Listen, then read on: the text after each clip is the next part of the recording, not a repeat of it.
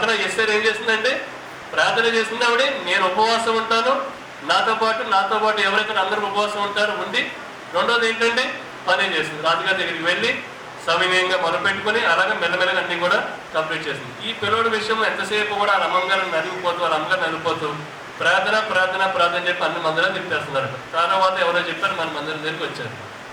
మన మందిరం దగ్గరికి వచ్చిన తర్వాత మనం ఎప్పుడు చేసేది ఏంటి, ఈ బుక్స్ ఏదైతే ఉన్నాయో మనం చదవండి, ఉదయం 3 గంటలు వేసి ప్రార్థన చేయండి అని చెప్పి మనం చెప్తాం. ఖచ్చితంగా కార్యం జరుగుతుంది, డౌట్ లేదు.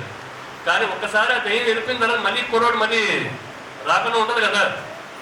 ఆ దయ్యం ఎప్పటికీ రాకుండా ఉండాలంటే అసలు పర్మనెంట్ సొల్యూషన్ ఒకటి వెతుక్కోవాలని చెప్పారంటే మొత్తం మీద పిల్లడి విషయంలో ఆ పక్కన ఇక్కడ నిల్చున్నారండి. మన పాస్టర్ గారు ఇదిగోండి ఇక్కడ అయిపోయిన తర్వాత ఇక్కడ ప్రార్థన చేస్తున్నారు, మీరు ఇలా ఉన్నారని చెప్పి నాతో మాట్లాడుతున్నారు. ఆ కుర్రోడిని అడిగాను, విషయం ఏమైనా ఉందా, అలా ఇంకెలా ఏం చెప్పండి. పోనీ వాళ్ళ అమ్మగారు ఎవరైనా వాళ్ళ అమ్మమ్మ గారు ఉండగా అబ్బాయిని అడిగాను, పోనీ ఎవరైనా సరే ఇష్టపడ్డావా అంటే, అయ్యి బాబాయ్ పాస్టర్ గారు ఏంటి ఆ మాట అనేస్తున్నాను అని చెప్పి వాళ్ళ అమ్మమ్మ గారు అంటే తప్పు అడిగేస్తానని చెప్పాను. ఇంకేమైనా నేను అడిగితే చచ్చ అని చెప్పి ఆవిడ అప్పటికే దుర్పీసుకుంటుంది ఆవిడ. ఇంక నేనేమన్నా సార్ ఇప్పుడు సమస్య వచ్చిందంటే దాన్ని పరిష్కారం తీసుకుని ఏమైనా అడుగుతాం, పక్కన ప్రార్థన చేయాలి, పని చేయాలి. అలాగే మొత్తం మీద ఇలా కాదని చెప్పి ఆ పిల్లల్ని తీసుకొచ్చి దాన్ని అక్కడ కూర్చోబెట్టాను. అక్కడ కూర్చోబెట్టి అడిగాను. ఓ పక్కన నాన్నగారు లేదు, తాతయ్య గారు లేదు, ఉన్న మగవాడు నువ్వు ఒకడే ఉన్నావు. పోనీ డబ్బులు ఏమైనా ఉన్నాయంటే అప్పుల పాలు కూడా అయిపోయారు. ఆ పేవర్ హాస్పిటల్ అని అక్కడ ఇక్కడ తరగతి సంబంధించి ఎన్ని రిపోర్ట్ చూస్తుంటే ఇంకా చెప్పాలంటే మీకు దయ్యం పట్టిందని ఒకరు చెప్తున్నారు, మీ ఇంట్లో ఒకరు పిక్చర్ ఏదో వచ్చిందని ఒకరు అన్నారు. ఇదంతా పక్కన పెట్టి ఏం జరిగింది చెప్పు అని అంటే ఏం లేదండి అంత నాకే అర్థం కావడం, సరిగ్గా తినబద్దు అవ్వట్లేదు, అంతకుముందు బాగానే చదివేవాడిని. బాబు చిన్న అలా కాదు ఆయన అసలు జరగదు చెప్పింది బాబు, నువ్వు ఏం చెప్పి ఎన్ని చెప్పేసారు, నువ్వేం చేయాలి, అసలు ఏం జరిగిందని చెప్పానంటే ఎవరన్నా ఇష్టపడ్డావా అని అంటే అవునన్నాడు. మరి ఈ విషయం మీ ఇంట్లో తెలుసా? ఆహా తెలియదు. మీ అమ్మగారికి తెలియదు, మీ అమ్మగారికి తెలియదు.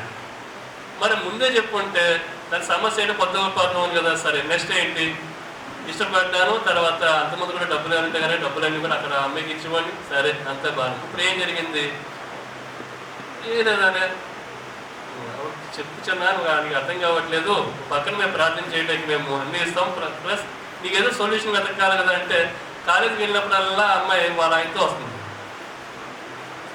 కాలేజీకి వెళ్ళినప్పుడు వచ్చినప్పుడు అలా ఆయనతో రావడం ఏంటి, ముందు పెళ్ళి అయిందని ముందు పెళ్ళి అవ్వలేదు. మరి ఎప్పుడు పెళ్ళి అయింది తెలియదు, ఇప్పుడు అలా ఆయనతో వస్తుంది. ముందు ఒక పని చేయి, ముందు కాలేజీ మానేసి వెళ్తుంటే కదా నీకు అసలు ఇబ్బంది అయిపోతున్నావు.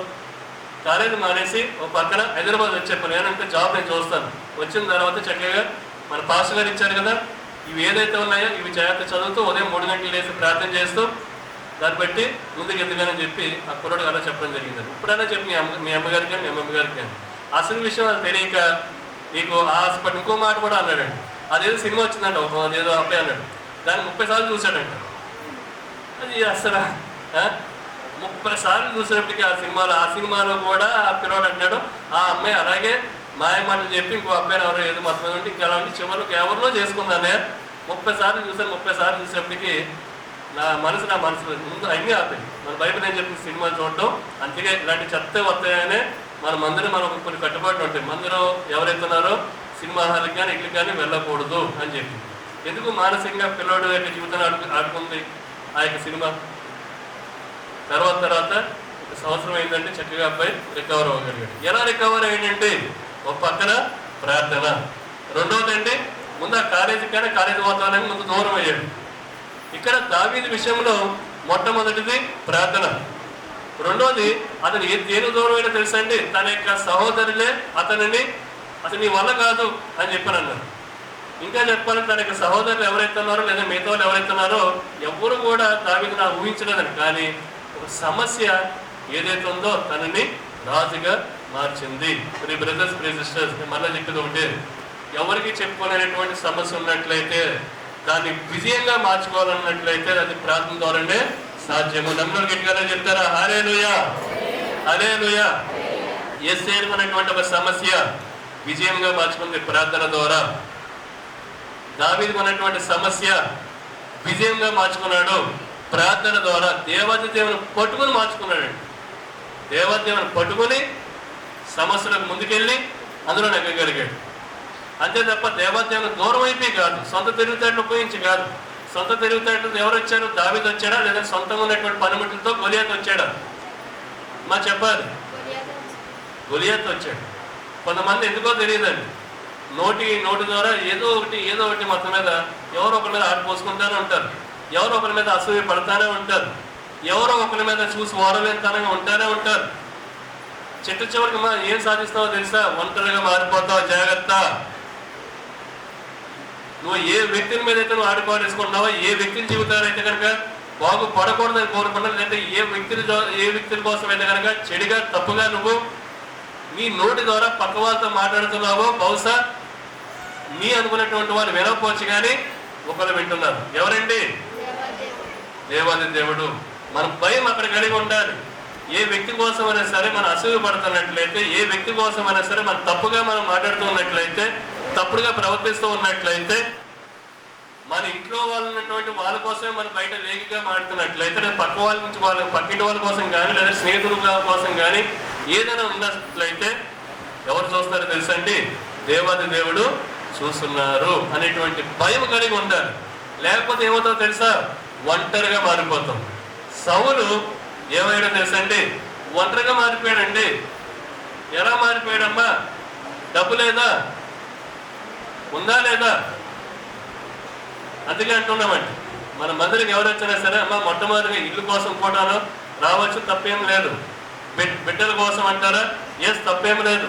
ఎందుకంటే మన మందిరంలో ఎన్నో సాక్ష్యాలు చెప్తున్నారు. బిడ్డలు లేనటువంటి వాళ్ళకి బిడ్డలు పుట్టారని, ఇల్లు లేనటువంటి వాళ్ళకి అద్భుతంగా, ఇంకా చెప్పాలంటే నాతో ఉన్నటువంటి వాళ్ళు కూడా ఇలాంటి ఇల్లు కట్టుకోలేకపోయారు, కానీ నేనే అంత బాగా కట్టుకున్నా అని చెప్పి అన్న సాక్ష్యాలు కూడా ఉన్నాయి. ఇక్కడ సౌలు ఒక మాట అండి, సౌలుకి బిడ్డలు ఉన్నారు, సౌలుకి ఇల్లు ఉంది. సౌలుకి ఇల్లు అంటే ఇల్లు కూడా కాదు, పెద్ద కోట ఉంది. సౌలుకి పరపతి ఉంది, కానీ ఏం చెప్తే అది జరిగిన పరపతి ఉంది, కానీ ఒంటరిగా మారిపోయాడు. కారణం ఏంటో తెలుసంటే, దేవాది దేవునికి ఇష్టం లేనటువంటివి ఏంటంట? అసూయపడటం, ద్వేషించడం, ఎంతసేపు కూడా ఒకరి మీద పడి ఏడవటం. అందుకే చెప్తూ ఉంటారండి, మన మందిరం వచ్చిన కొంతమంది సాక్ష్యం చెప్పేప్పుడు కూడా భార్య భర్త కలిసి సాక్ష్యం చెప్పడం వేరండి. ఏది? భర్త నేను ఇంతకుముందు బాగా తాగి ఉండండి, అయితే ఇప్పుడు దేవదేవునికి వచ్చిన తర్వాత నేను మారానండి, దేవదేవుడు నన్ను ఇలాగా మార్చారని చెప్పి చెప్పడం వేరు. కానీ కొంతమంది ఏం చేస్తారు తెలిసిన సిస్టర్స్ మాత్రమే వస్తారు. సిస్టర్స్ మాత్రమే వచ్చి మా ఆయన బాగా తాగుతారండి, బాగా కొడతారండి, బాగా అలా చేస్తారు, ఇలా చేస్తారండి. అతను ఇంకా తాగిపోతే ఇలా ఉంటాడు, ఈవిడ ఇక్కడ సాక్ష్యం చెప్పారన్న విషయం పక్క వాళ్ళు ఎదుటి వాళ్ళు అలా ఇంటిగా చెప్తారు, అలా ఆయన చెప్తారు. అక్కడి నుంచి ఇంకా గొడవ గోల. ప్రియ బ్రదర్స్, ప్రియ సిస్టర్, మాట చెప్పేది ఏంటో తెలుసండి, ఒక పక్కన ప్రార్థన చేయాలి, ప్రార్థనతో పాటు ఏంటండి పని కూడా చేయాలి. ఈ చిన్న వాక్యం మన దేవుడు దీవించి ఆశీర్వదించును గాక. ఆమేన్. హల్లెలూయా. మా కళ్ళు మూసుకుందాం, ప్రార్థన.